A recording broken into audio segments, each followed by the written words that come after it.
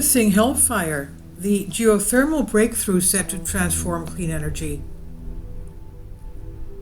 Well, we do have geothermal plants in western United States and various islands in Greece. Newly confirmed data reveals that super hot, super deep rock miles beneath the surface can form permeable fractures, enhancing geothermal energy prospects. This rock, under supercritical conditions, increased permeability tenfold compared to surface level rock, suggesting a potentially economical, sustainable energy solution. Potential for super hot geothermal energy.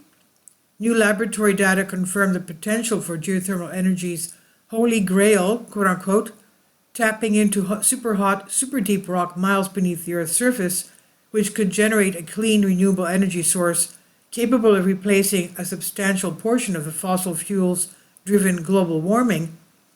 The findings published in Nature Communications are among the first to demonstrate that such rock can form fractures and connect and increase permeability.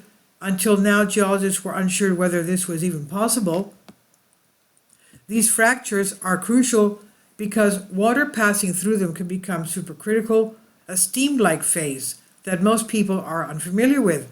Common phases include liquid water, ice, and vapor, like the kind that form clouds. Supercritical water, in turn, can penetrate fractures faster and more easily and can carry far more energy per well into the surface, roughly 5 to 10 times the energy produced by today's commercial geothermal wells, according to the 2021 report, Super Hot Rock Geothermal, a vision for zero carbon energy everywhere, by the Clean Air Task Force. Isn't that great? The data also shows that rock that fractures at super hot conditions can be 10 times more permeable than rock that fractures at conditions closer to the Earth's surface and can also deform more readily.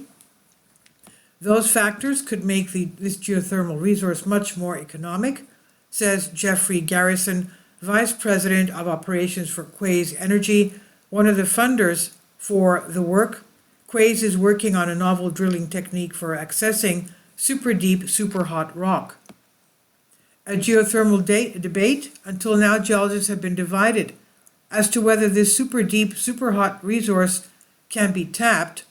Rock under such high pressures and temperatures, more than 375 degrees Celsius, which is 707 Fahrenheit, is ductile or gooey, as opposed to the smashable stone from your backyard. As a result, some have argued that fractures can't be created, and if you can, will they stay open? The current work, led by the team at the École Polytechnique Fédérale de Lausanne in France, confirms that fractures can indeed form in super hot, super deep rock located near the brittle to ductile transition in the crust. The latter is where hard, brittle rock begins to transition into material that's ductile or more pliable. There are also lots of other data coming out of this work that will inform our approach to tapping the resource. Garrison says, for example, how strong is the rock? How far do the fractures go? How many fractures can we create? All of this will help us de-risk the drilling involved, which is very expensive. You don't get a lot of chances. You don't get to drill a hole and then, like hanging a picture, move it over if you miss the best location. Exciting finding. Peter Massey, Director of Geothermal Energy Office at the Cascade Institute in the US, which recently released a report with the Clean Air Task Force about drilling for super hot geothermal energy. Massey, who was not involved in the Nature Communications work, made the following comment on X. Exciting finding, extreme hot heat and pressure can help create better enhanced geothermal systems, EGS. At very high temps, rocks become ductile, plasticky, which was expected to impede EGS. This supports the prospect of ultra-deep, supercritical geothermal with major boost in output.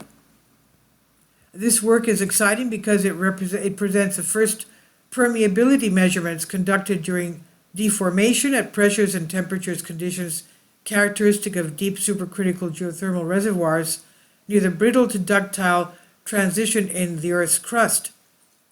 We have shown that the brittle to ductile transition is not a cutoff for fluid circulation in the crust, which is promising for the exploitation of deep geothermal reservoirs. There are very few in situ data available, and these are among the first experimental results that shed light on such extreme conditions.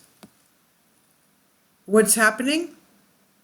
The consistency of super hot, super deep rock is similar to that of silly putty.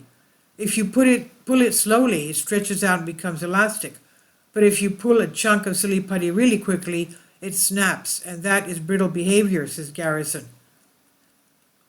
The research confirmed theoretical work reported earlier this year in geothermal energy, showing that the cracks that form create a dense cloud of permeability throughout the affected rock. And this is in contrast with the much larger and fewer macroscopic fractures included in the engineering geothermal systems, EGS, in use today, which operate closer to the surface at much lower temperatures. Unique experimental machine. Garrison notes that there are very few facilities in the world capable of making the measurements conducted at EPFL. The best part of the research was the development of a unique experimental machine capable of reproducing the pressure, temperature, and deformation conditions of deep supercritical reservoirs near the brittle to ductile transition. We were able to combine these experiments results with the C2 X-ray images obtained by European Synchrotron Radiation Facility, ESRF, offering a comprehensive view of the processes involved. In addition to Quaise Energy, this work was funded by the European Research Council, the Swiss National Science Foundation, the European Union Horizon 2020 Research and Innovation Program, the Swiss Federal Office of Energy, and Alta Rock Energy. And this is on SciTech Daily by Science Communications. Please leave your comments, and thank you for your support. Support my Patreon account. The daily posts are 5 videos daily, and they are totally different from what I have on my YouTube channel. Thank you so much for your support and that you find all my content so interesting. You'll find the Patreon account details in the description box below.